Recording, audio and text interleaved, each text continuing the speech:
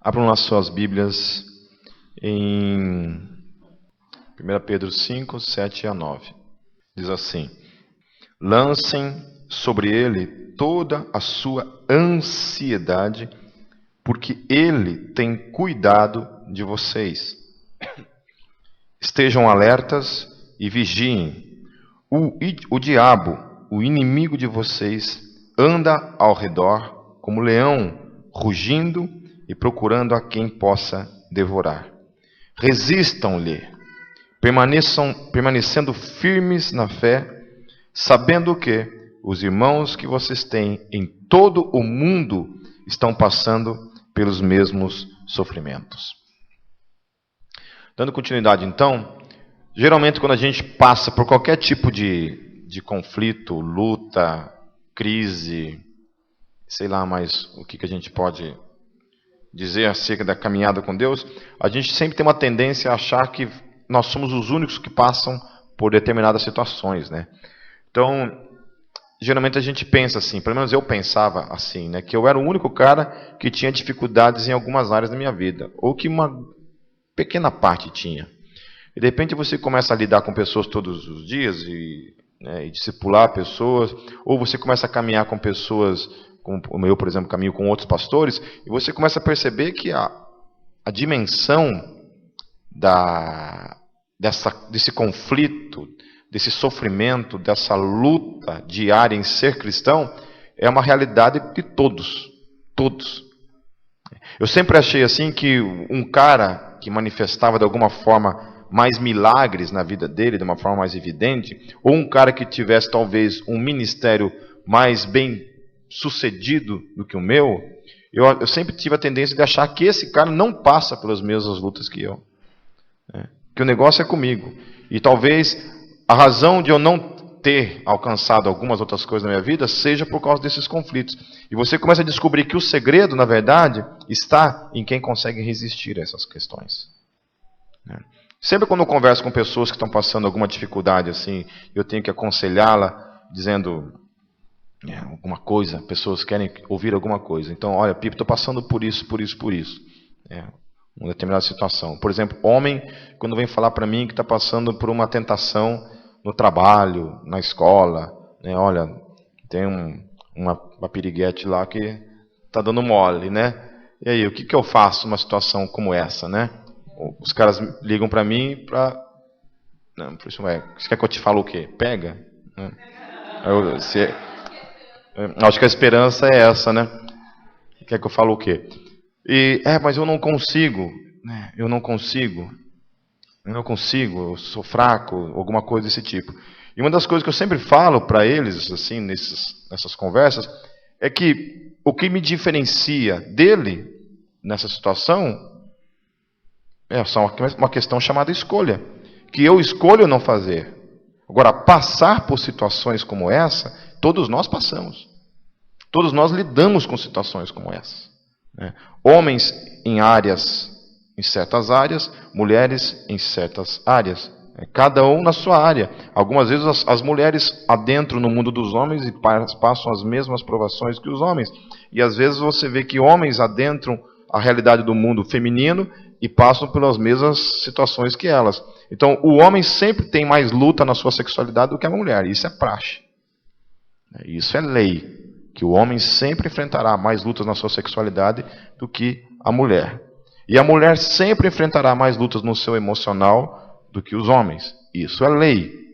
Não significa que, às vezes, um invade o universo do outro. Então, em determinadas situações, você vê uma mulher sofrendo com a sua sexualidade também como um homem. E você vê homem adentrando no universo feminino e sofrendo com as suas emoções. Você vê isso.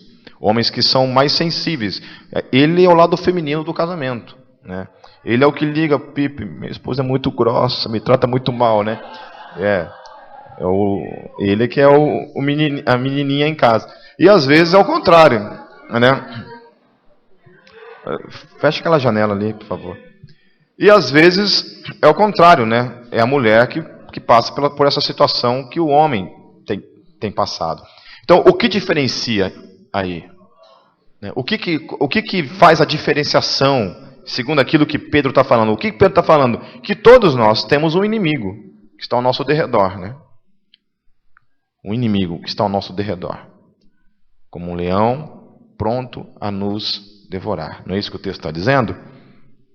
Não é isso? Mas uma coisa que Paulo está falando ali, olha só. Resistam-lhe. Resistam-lhe. Às vezes as pessoas querem uma oração mágica. Querem que o Pipe vá lá, né, imponha as mãos lá no indivíduo, lá, coloca a mão lá, ó, bicho, sai dele. Sai dele tentação. Nunca mais você vai ser tentado nas suas emoções, na sua sexualidade, nas questões ligadas às tentações da sua vida. Né? Nunca mais você vai ter tentação pelos teus vícios. Querem essa oração mágica, poderosa, né? Que a gente vai lá e impõe as mãos, cai raio do céu, assim, né? Uma áurea surge ali, 2 anjos aparecem ali, um do lado esquerdo, do lado direito, né? E todo aquilo ali, ele sente um arrepio e pronto, está solucionado o problema. Está solucionado o problema. E a Bíblia não fala sobre isso.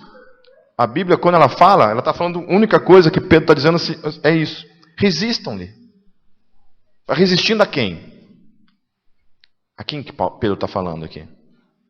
Para você resistir. Oi?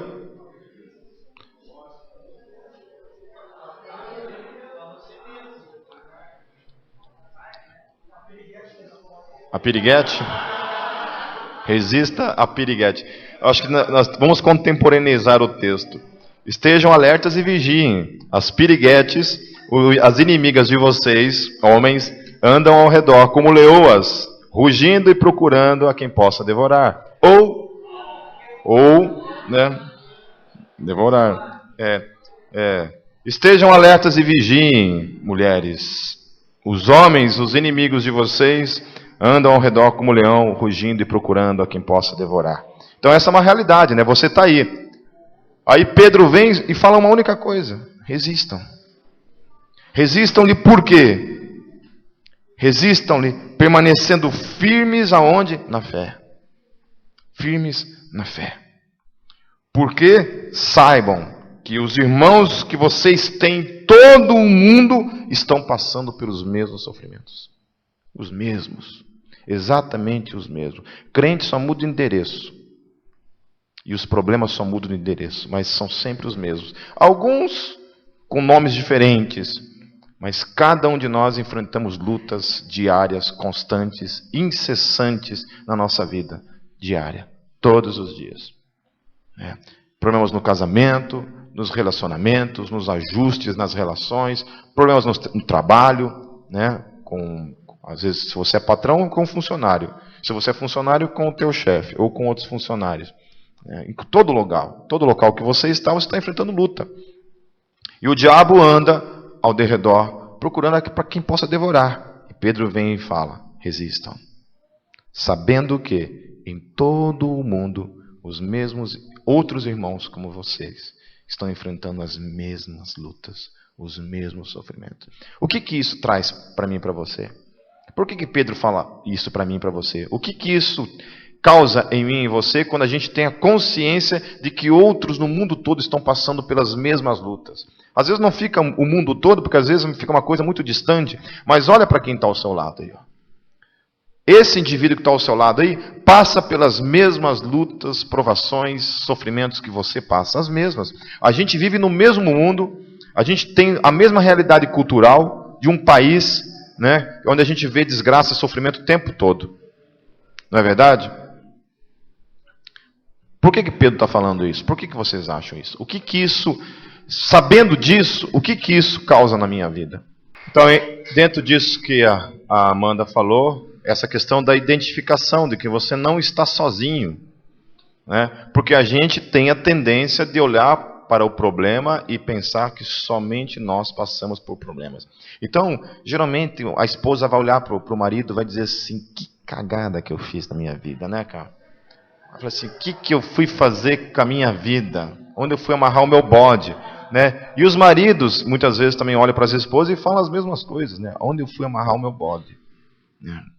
E a gente tem a tendência de achar que o nosso casamento é o pior que pode existir. Né? E que o casamento do Pipe e da Kátia é perfeito, o casamento da Rose e do Maurício é perfeito, o casamento de outros ali dentro é tudo perfeito, só o meu que tem problema. Só o meu que tem problema. Então, quando você descobre que o casamento do Pipe não é perfeito, o casamento da Rose e do Maurício não é perfeito, você descobre então que há uma realidade, que todos nós estamos lutando para quê? Para permanecer juntos até o fim. Porque é uma luta constante. É uma escolha diária. Todos os dias eu tomo na minha vida a escolha de permanecer com ela para o resto da minha vida. E lutar por ela para o resto da minha vida. Todos os dias eu tomo essa luta para a minha vida. Então, e entra dentro disso que o Diego falou. Que quando você percebe que todos passam por lutas e dificuldades, você não precisa mais caminhar com máscaras. Você não precisa mais caminhar com máscaras. Porque aqui dentro, pelo menos dessa igreja, dessa realidade que a gente vivencia, a gente tem a liberdade de, pelo menos, ser quem nós somos. Ninguém que está fingindo ser uma coisa que não é. Não é certo? Ninguém que está fingindo ser uma coisa que não é. Eu vim de uma igreja histórica onde a palavra pecado não era mencionada. Era pecado se falar de pecado. Entendeu? Você não podia falar da palavra. Você não podia compartilhar os teus segredos, as tuas lutas, as tuas dificuldades. Você não podia abrir o seu coração para ninguém. Ai de você se você abrisse o seu coração para ninguém. Então todo mundo tinha as mesmas dificuldades, mas ninguém compartilhava isso com ninguém. Ninguém orava pelo outro. Era aquele cofre, aquela coisa fechada. Não se pode falar de pecado dentro da igreja. Todo mundo ali veste uma carapuça de santificação, de santidade, e a coisa caminha nesses moldes. Então, dentro disso aí, essa questão da identificação. A identificação. Então, Paulo chega e fala assim, galera, acorde para a vida, você não está sozinho nessa. Não fique chorando. Porque tem gente que chega para mim e fala assim, Pipe, você não está na minha pele. Não é você que está casado com a minha esposa. Eu falei assim, não é você que está casado com a minha. Assim como também você não sabe o que é estar na pele da Kátia.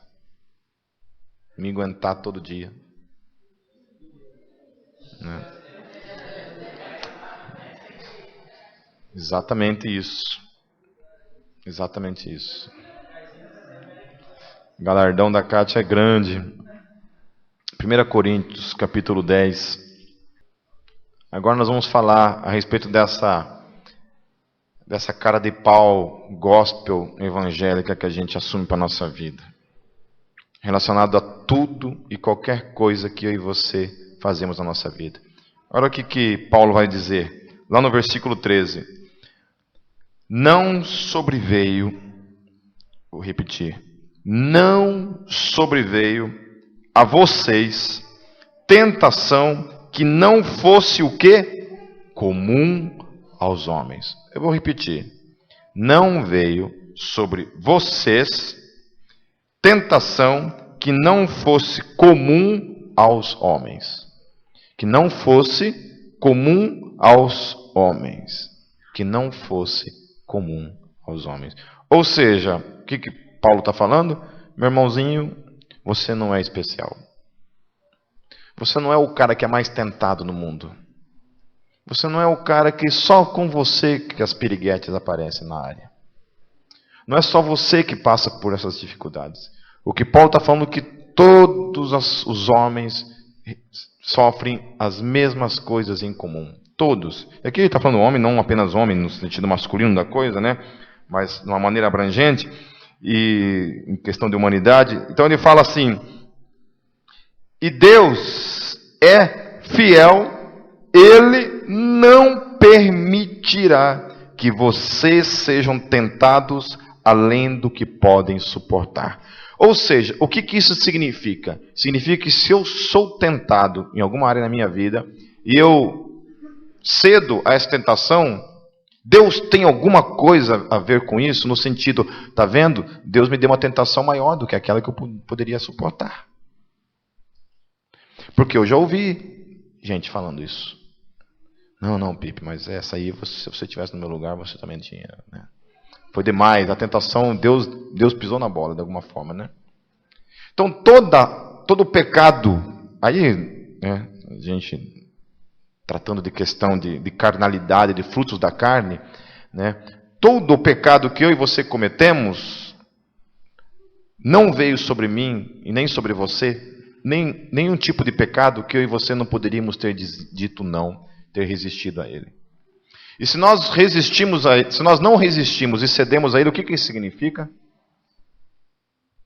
Que você o quê? Que você quis aquilo ali.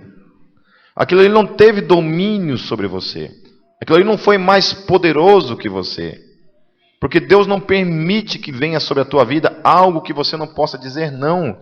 Ou seja, toda vez que um cristão passa por algum tipo de tentação, ele vivencia na realidade o Éden naquele momento.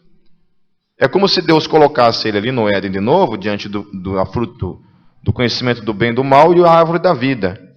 E naquele momento você tem a escolha de ir para o bem ou ir para a vida. Para o bem ou para o mal ou ir para a vida. Então toda tentação que eu e você passamos e cedemos, nós estamos abraçando a árvore do conhecimento do bem e do mal. Nós estamos abraçando uma escolha que Deus tinha dado a mim e você todo o poder para dizer não. E nós não dizemos. Ou eu estou falando, estou inventando alguma coisa ou estou apenas lendo o que está aqui? E Deus é fiel. Ele não permitirá que vocês sejam tentados além do que podem suportar. Mas, quando forem tentados, Ele mesmo lhes providenciará um escape para que o possam suportar. Então, saída tem.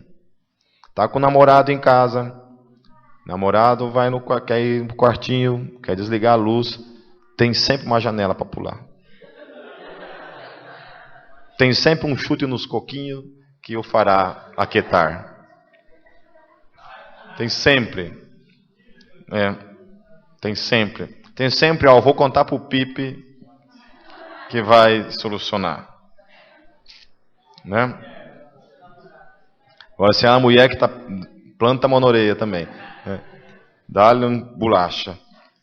Ok? Alguém não entendeu? Alguém tem dúvida quanto a isso?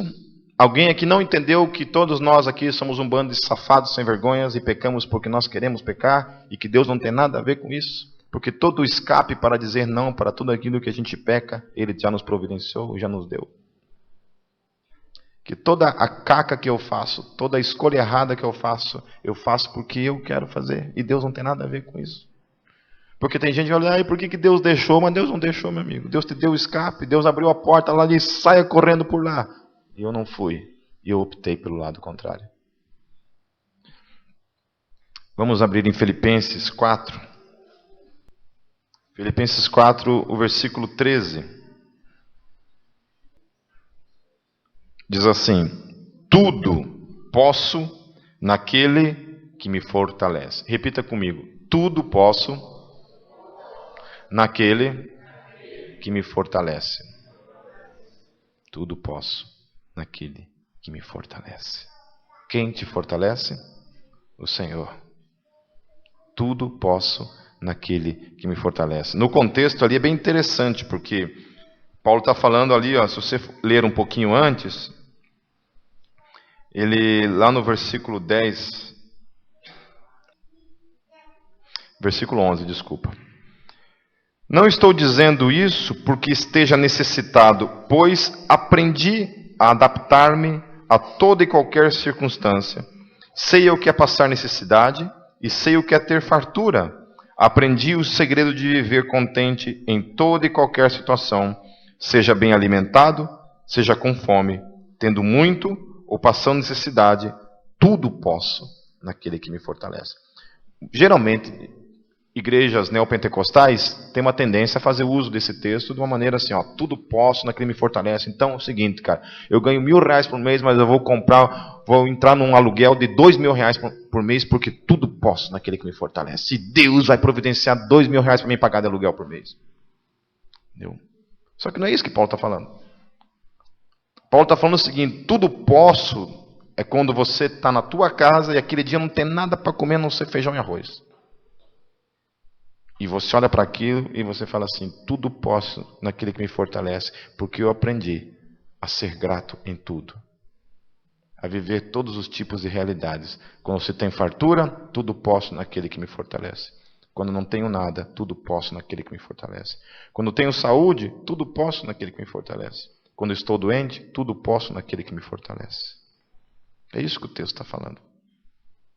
Tudo posso naquele que me fortalece. Ou seja, definitivamente o que Paulo está dizendo para mim e para você é que não tem nada que você vai passar na sua vida que você não possa suportar em Cristo. Vou repetir.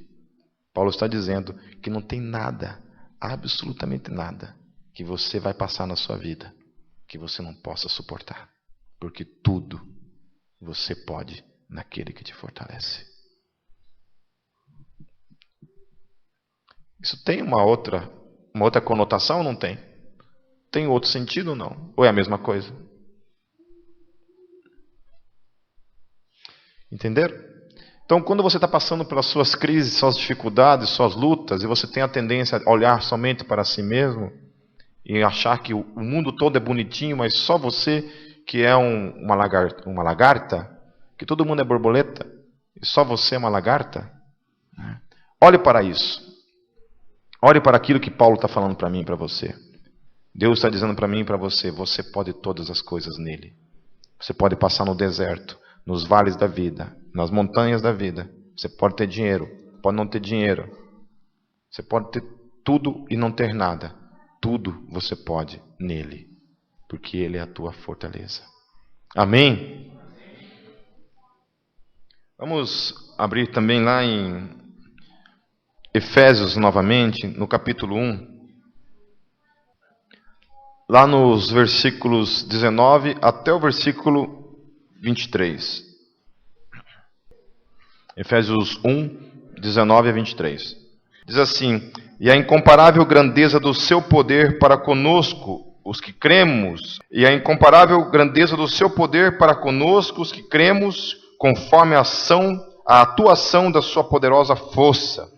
Esse poder ele exerceu em Cristo, ressuscitando dos mortos e fazendo-o assentar-se à sua direita nas regiões celestiais, muito acima de todo governo, autoridade, poder e domínio, de todo nome que se possa mencionar, não apenas nesta era, mas também na que há de vir. Deus colocou todas as coisas debaixo de seus pés e o designou cabeça de todas as coisas para a igreja, que é o seu corpo, a plenitude daquele que enche todas as coisas em toda e qualquer circunstância. Vocês lembram que ontem, quando eu falei desse texto, eu falei acerca daquilo que Jesus falou, um pouco antes dele ir para Jerusalém. Ele fala assim: agora chegou o tempo do príncipe deste mundo ser julgado. Leia comigo lá em João 12, 31. João 12, 31 diz assim: chegou a hora que Jesus está falando, chegou a hora de ser julgado este mundo. Agora será expulso quem? O príncipe deste mundo. Quem foi expulso? O príncipe deste mundo está sendo expulso. E aí começa um novo reinado em Cristo Jesus. Amém? Vamos abrir lá em Efésios 6, no versículo 10. Não vou ficar muito em cima desse Efésios 1, 19, porque a gente já falou bastante sobre isso ontem. Mas eu quero ir lá para Efésios 6, 10. Finalmente, fortaleçam-se no Senhor e no seu forte poder. Fortaleçam-se no Senhor e no seu forte poder. Diz assim, 2 Timóteo 1, 7. Pois Deus não nos deu espírito de covardia, mas de poder, de amor e de equilíbrio. Amém? Repita comigo. Deus não me deu espírito de covardia, mas de poder, de amor e de equilíbrio. Amém? Então, covardes não têm o Espírito de Deus. Porque o espírito que Deus nos deu não é um espírito de covardia, mas é um espírito de poder, de amor e de equilíbrio. Efésios 4, versículo 30. Não entristeçam o Espírito Santo de Deus, com o qual vocês foram selados para o dia da redenção. Como é que você entristece o Espírito Santo? As obras da carne? Segura aí, doutora Kátia. Desobedecendo, que mais? Ouvindo música do mundo, que mais? Escutando Ozzy. Pagode. Leia um versículo posterior, no 31.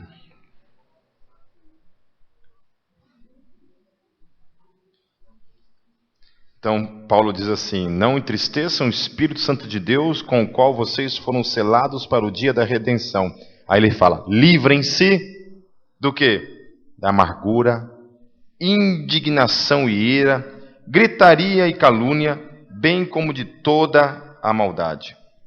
Sejam o quê? Bondosos e compassivos uns para com os outros, perdoando-se mutuamente, assim como Deus os perdoou em Cristo.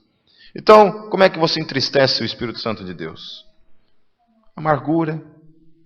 Gente amarga, aquela amargura, sabe? Nada tá bom. A vida sempre tá amarga. Tudo tem gosto de azedo, de jiló. Tá aí, ó. Por isso que você... Não falei que não é bom. Falei que a pessoa que tem o gosto de amargura na boca, né? Tá sempre com limão, chupando limão, parece, né? Tá aquela cara feia, né? Amargura. Não conhecem gente assim? Que é amargo. Oi? Fica tipo o Lincoln quando dá risada assim, sabe? Bonito.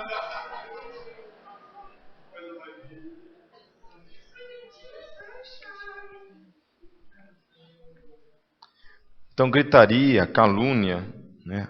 Maldade mesmo, né? Então,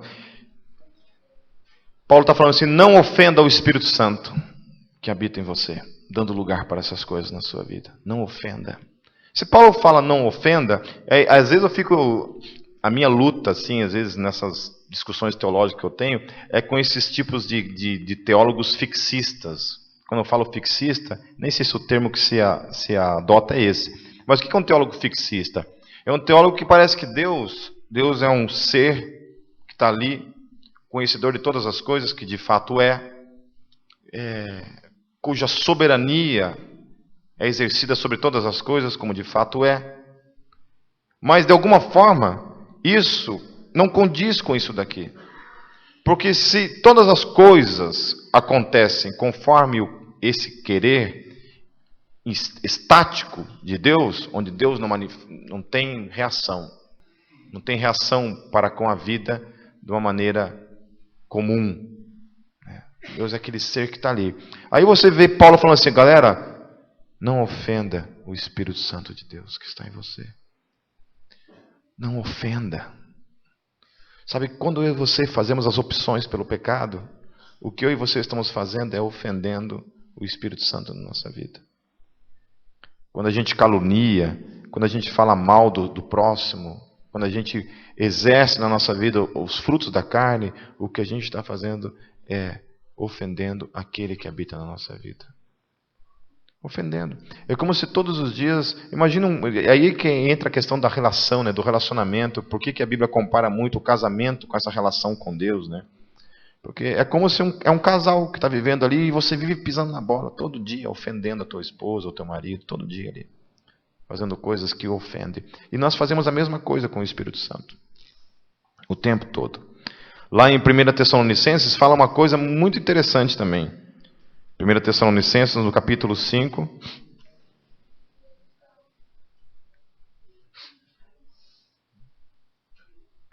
Lá no versículo 19. Olha a forma sábia como eu e você temos que caminhar dentro da fé. 1 Tessalonicenses, capítulo 5, o versículo 19.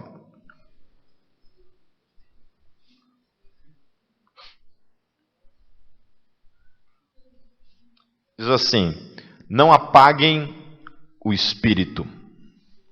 Não tratem com... desculpa, é só 19, né? Não apaguem o espírito. Não apaguem o espírito.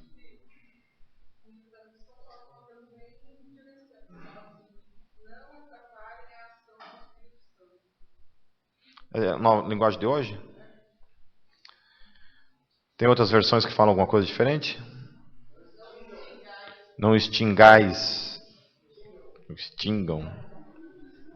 What? What is this? Então, não apaguem o espírito. E olha só o que ele fala em seguida no versículo 20. Ó. Não tratem com desprezo as profecias, mas ponham à prova todas as coisas e fiquem com o que é bom. Afastem-se de toda forma de mal. É possível, então, eu apagar o Espírito Santo na minha vida? Quando a gente está falando de apagar o Espírito Santo, a gente não está falando de perder a salvação. Não é isso que Paulo está querendo dizer. Mas é você viver um tipo de salvação em que o Espírito Santo se apaga na sua vida. Lembra que eu falei do cara que começa a caminhada com Deus lá cheio do fogo, né? E a tendência seria com que ele se tornasse mais parecido com Cristo. E o que acontece? Ele está aqui, ele vai se desfigurando, vai perdendo o perfume, a imagem, semelhança, tal. E uma das coisas que pode acontecer é isso, você extinguir o Espírito Santo na sua vida. Eu tinha amigos que acreditavam fielmente assim, na ação do Espírito Santo, em dons, em profecia, mas devido às não autênticas manifestações do Espírito Santo, essa pessoa hoje não acredita em mais nada disso, né? Diz assim, cara, para mim isso não existe. Para mim isso não existe. Então toma cuidado com isso, porque o que Paulo está falando?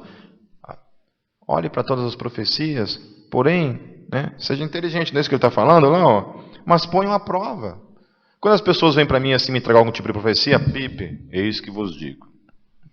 Né? Glória, reteté, eis que vos digo. Você vai ter um ministério bem sucedido. Amém. Amém. Estamos aí. Né? Agora, tem coisas absurdas, né? No cara fala assim, Pipe, você vai ser regente de um coral lá na Assembleia de Deus. Por que nós estamos falando disso? Porque mais do que nunca nós estamos vivendo num tempo de muito perigo. De muito perigo. Abram comigo lá em 1 Timóteo 4:1. 4:1 diz assim: o Espírito diz claramente que nos últimos tempos alguns abandonarão a fé e seguirão espíritos enganadores e doutrinas de demônios. E lá em 2 Timóteo 3:1-8, olha aqui, isso aqui é um alerta para mim e para você. Paulo dizendo, saiba disto, nos últimos dias sobrevirão tempos terríveis. Os homens serão egoístas, avarentos, presunçosos, arrogantes, blasfemos, desobedientes aos pais, ingratos, ímpios, sem amor pela família, sem amor pela família, irreconciliáveis, caluniadores, sem domínio próprio, cruéis, inimigos do bem, traidores, precipitados, soberbos, mais amantes dos prazeres do que amigos de Deus, tendo aparência de piedade, mas negando o seu poder. Afaste-se desses também. São esses os que se introduzem pelas casas e conquistam mulheres instáveis, sobrecarregadas de pecados, as quais se deixam levar por toda espécie de desejos, Elas estão sempre aprendendo e jamais conseguem chegar ao conhecimento da verdade. Como Janes e Jambres se opuseram a Moisés, esses também resistem à verdade. A mente deles é depravada, são reprovados na fé, não irão longe, porém, como no caso deles, a sua insensatez se tornará evidente a todos. Nos últimos dias sobrevirão tempos difíceis. Nos últimos dias. Quando a gente olha para a realidade do que está acontecendo no mundo de forma geral hoje, né, isso aqui é uma realidade latente, está aí, visível. Você vê isso acontecendo o tempo todo no mundo, para todos os lados. Isso está acontecendo. Vamos olhar lá em Efésios 5,18 novamente. Coisa boa.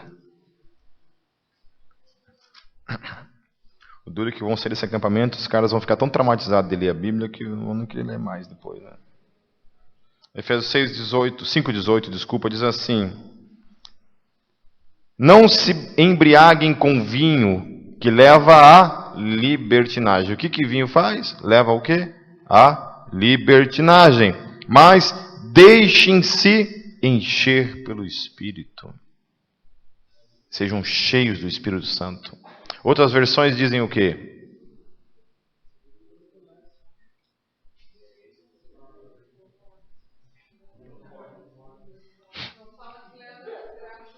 Leva a desgraça? Outros falam o quê? Outra versão aí. Oi? Leva a dissolução. Mas enchei-vos do Espírito. 1 João 2. Estou quase acabando, tá, gente? 1 João 2.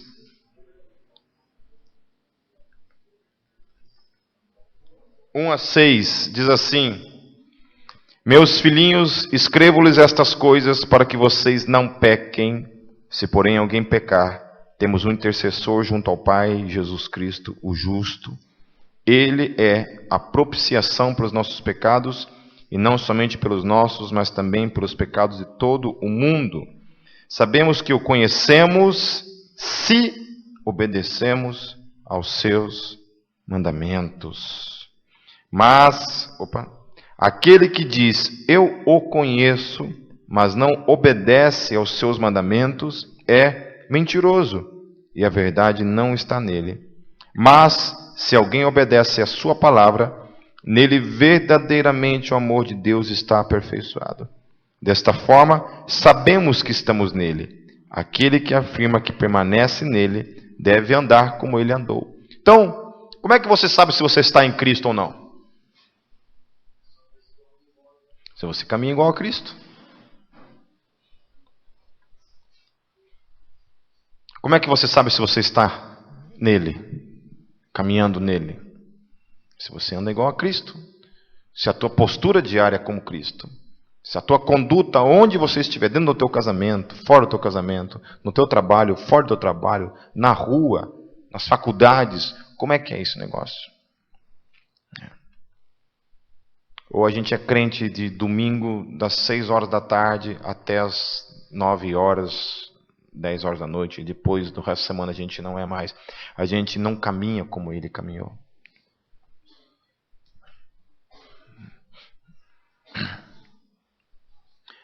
Bill Bright, ele fala uma frase interessante, ele fala assim: aqueles que querem transformar o mundo devem ser capazes de transformar-se a si mesmo. Vou repetir. Aqueles que querem transformar o mundo devem ser capazes de transformar-se a si mesmo.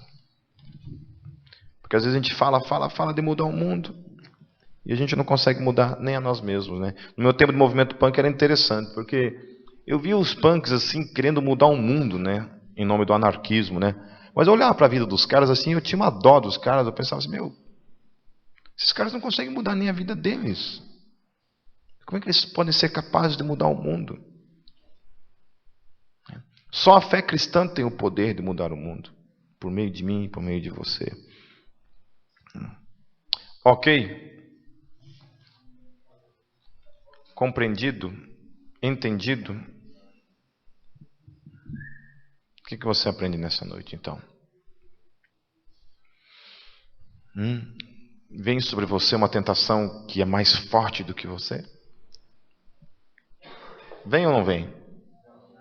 Não. Se você peca, então isso significa o quê? Que é uma escolha tua. Deus tem alguma coisa a ver com isso? Deus te deu escape para isso ou não deu? Deu, não deu? Portanto, nós somos indesculpáveis diante de Deus. Ou não somos?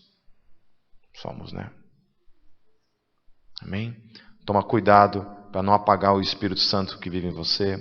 Tome cuidado para não extinguir o Espírito Santo que está em você, porque isso é capaz de acontecer se eu e você continuarmos abraçando as coisas da carne. Cuidado, em nome de Jesus. Amém? Deixa eu orar. Deus, que a Tua palavra permaneça em cada coração aqui, Deus. No meu coração e em cada coração. Eu quero te agradecer, Deus, pelo dia de hoje, pela Tua palavra. Te agradecer pela noite que nós teremos também. Que o Senhor nos dê uma noite de descanso mesmo, Pai. Que a gente possa descansar, Deus. Recuperar nossas energias, nossas forças para o dia de amanhã. Para vivermos um dia intenso para a glória do Teu nome. Em Teu nome, Jesus, eu oro. Amém.